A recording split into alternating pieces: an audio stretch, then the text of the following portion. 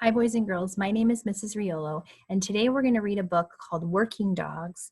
It's an informational text, a nonfiction book about working dogs, and it's written by Sean Finnegan. We've been given the rights by Pioneer Valley Books to read their books as many times as we would like until the end of June. So please enjoy this book, Working Dogs. So let's dive right in. This book is an informational text, which means it's going to be teaching us something about a topic. And so it's going to be teaching us about working dogs. And dogs can do a lot of different jobs. Oops, I was actually going to ask you something. So before I flip to that, I want you to think about what are some jobs that you have seen dogs doing. Let's activate your background knowledge, your schema. What are some jobs that you have ever seen dogs doing, or maybe read about them doing? Good. So I know that I've seen dogs in like grocery stores helping people who are blind, and they're called seeing eye dogs or therapy dogs. And so I've also read some books about dogs that help pull sleds. So I know that those are two jobs that dogs have. So this book has some features, and that some nonfiction books have, or different features. And this one has features called a table of contents. And so the job of a table of contents is to tell the reader what they're going to be reading about. It's also an easy way for you to find information in a book. So if you needed to read a informational text specifically about sled dogs, you know that you could just flip to page 8 and you could just read the part about sled dogs. Informational books are different in that way than fiction stories. Fiction stories, you have to read the whole book to understand what the book is about. In informational text, you can pick and choose different sections that you want to read if you're looking to read and learn something specific. So let's keep looking at some of the other other things that this book has in it. You'll notice that this book has some different headings, like the word introduction, therapy dogs, and then you'll also notice that there's some words that are in bold print, and those words are important because when we flip to the back here, you can see that there's also a glossary. So glossaries tell, sometimes in words or in pictures, they define words or they define different things that you're reading about in the book. So if you'll notice, the working dogs right here that we saw highlighted at the beginning of the book in dark letters, and the word therapy dogs was also in the glossary. They've got a picture to show you what those words mean. And so that's another feature that some nonfiction texts have. So dogs can have a lot of different jobs, and this book is going to focus, each section is going to focus on the different things that they do for that job.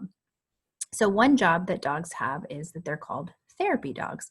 And you'll notice that this dog is with a woman who is an elderly woman, and she is in either a hospital or a nursing home, and they comfort the people sometimes. And the next job that we're going to read about are service dogs. That's the one that I had a little bit of background knowledge about. And I know that service dogs can help people who are disabled. So some people who are blind and they can't see. They also help some people who are deaf and they can't hear. And I actually knew somebody who had a diabetes, and they had a service dog, and that dog could detect their blood sugar just by smells. And so they had a service dog that went around with them, and that dog would signal the student when they needed to check their blood sugar. So there's a lot of different things that service dogs can do to help people.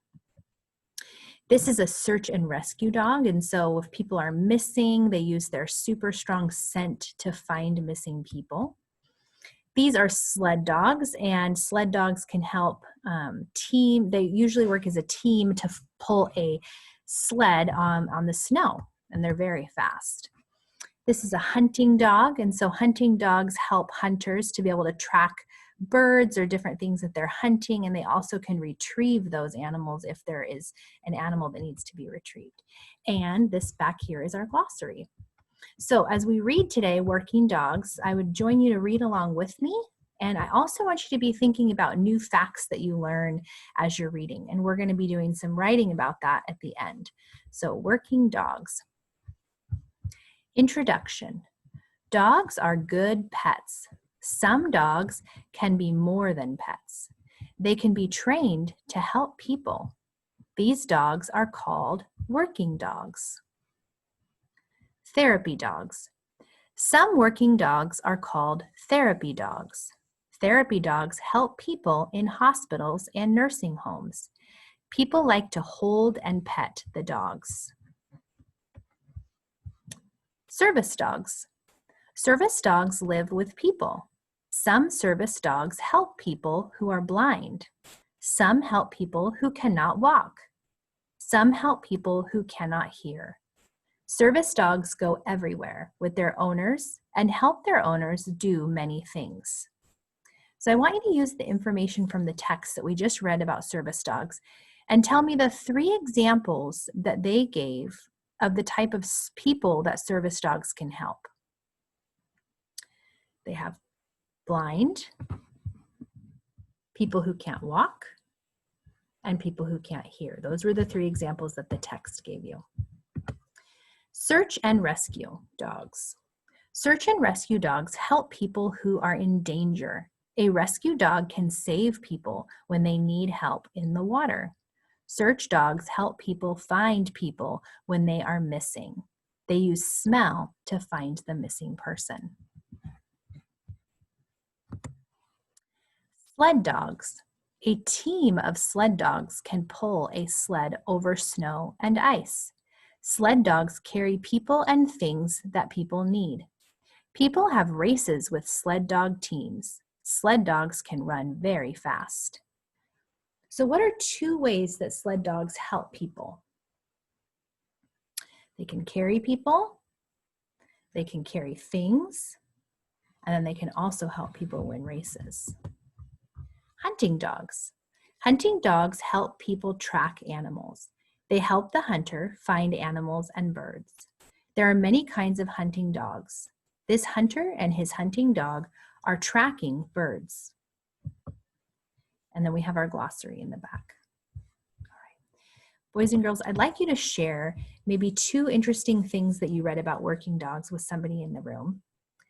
And then I challenge you after you share those things to do some writing about our book, Working Dogs. So you could either write about one specific type of working dog, like you could come to the table of contents and you could choose one of these and you could write about the different things you learned, or you could just write a few facts that you learned about all of the types of working dogs. I also challenge you to rewind the video and reread this book as many times as you would like. We have permission from Pioneer Valley Books to read the book till the end of June, so please enjoy this book as many times as you would like. We'll see you next time. Bye.